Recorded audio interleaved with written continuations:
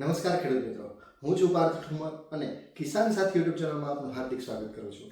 ખેડૂત મિત્રો, આજે જે વાત કરવાના છે તે ખાસ કરીને આપણે જે આપણી જમીન છે તેને વધારેમાં વધારે કઈ રીતે ફળદ્રુપ કરવી, કઈ રીતે વધારે ઉત્પાદન આવે તેના વિશેની માહિતી છે આ વિડીયોના માધ્યમથી આપવાનો છું. પણ તે પહેલાં જે પણ મારો વિડીયો યુટ્યુબના માધ્યમથી જોઈ રહ્યા છો તો તે મારી કિસાન સાથી યુટ્યુબ ચેનલ છે તેને સબસ્ક્રાઇબ કરવાનું ભૂલતા નહીં.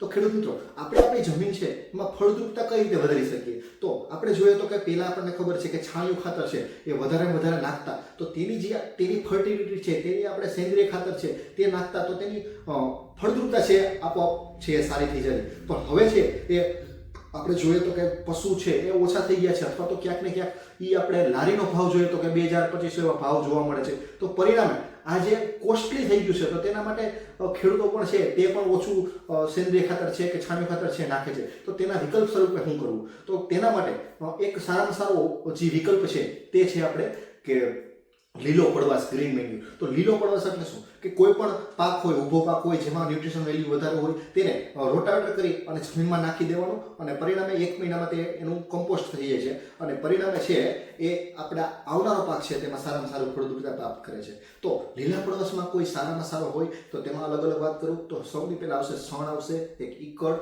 ઢાંચા આપણે કહી, અથવા તો કઠોળ વર્ગ છે. તો આ બધા છે એમાં ન્યુટ્રિશન વેલ્યુ વધારે હોય છે અને તે છે આવનારા પાકમાં પણ વધારે નાઇટ્રોજન, ફોસ્ફરસ, પોટાશ અથવા તો માઇક્રોન્યુટ્રિયન્ટ છે વધારે પ્રદાન કરે છે. એમાં ખાસ કરીને જે વધારે આપણે જોઈએ તો કે વધારે જે આપણે સહેલાઈથી મળી જાય અને વધારે ન્યુટ્રિશન મળી શકે જમીનમાં એવું છે એક સણ છે.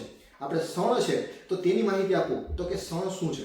તો કે સણનો પાક છે આપણે જનરલી આપણે જે કંતારના કોથળા આવતા હોય છે તો તેને આપણે સણ કહેવાય છે. અને સણ છે એનું વાવેતરનો આપણે દર છે, બીજ દર એ આપણે 1 વીઘા દીઠ એટલે કે 16 ગુંઠાના વીઘામાં 7 થી 8 કિલો જેટલો છે એ આપણે સણનું બી વાવવાનું હોય છે. અને ત્યારબાદ એને જે 1.25 મહિનાની આસપાસ થાય એટલે કે 40-45 દિવસ જેવો સણનો પાક થાય ત્યારે પીળા ફ્લાવરિંગ આવવાનું, ફૂલ આવવાનું શરૂઆત થાય છે. અને જ્યારે પણ પીળા ફૂલ આવવાનું શરૂઆત થાય ત્યારે તમે 10% જેટલા ફૂલ દેખાય એટલે આખા ખેતરમાં એટલે એને રોટાવેટર મારી અને જમીનમાં દાટી દેવાનું હોય છે. પરિણામે એ જે છે છોડ એ નાના ભૂકા થઈને રહી જશે અને 1 મહિનામાં તમને એ કટકા છે એકદમ બહુ બારીક થઈ જાય અને જે ઓર્ગેનિક કાર્બન છે તેનું વેલ્યુએશન વધારશે.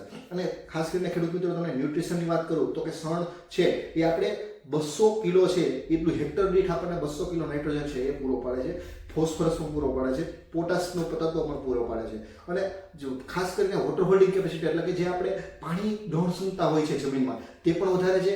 પછી આપણે ધોવાણ થતું હોય છે તો ધોવાણ પણ થવા નથી દેતું. જ્યારે જમીન છે એમાં એરેશન થતું નથી એટલે કે હવાની અવરજવર થતી નથી તો હવાની અવરજવર પણ થશે. અને એકદમ આપણે જોઈએ તો કે આપણે બીજા પશુઓ હોય છે, ઘણીવાર આપણે રોજડા હોય છે, નીલ હોય છે તો તે ખાવાનો પ્રશ્ન રહેતો હોય છે તો તે પણ જે આપણે આ વાયુ હોય છે તો તેમાં ઓછો રહે છે, તે ખાતા નથી.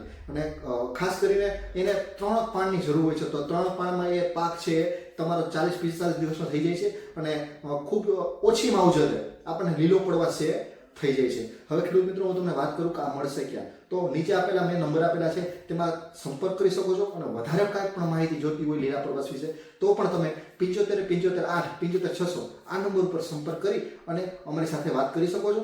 ખેડૂત મિત્રો, આવી જ અવનવી માહિતી જાણવા માટે કિસાન સાથી યુટ્યુબ ચેનલ છે તેની સાથે જોડાયેલા રહો. આપનો ખૂબ આભાર.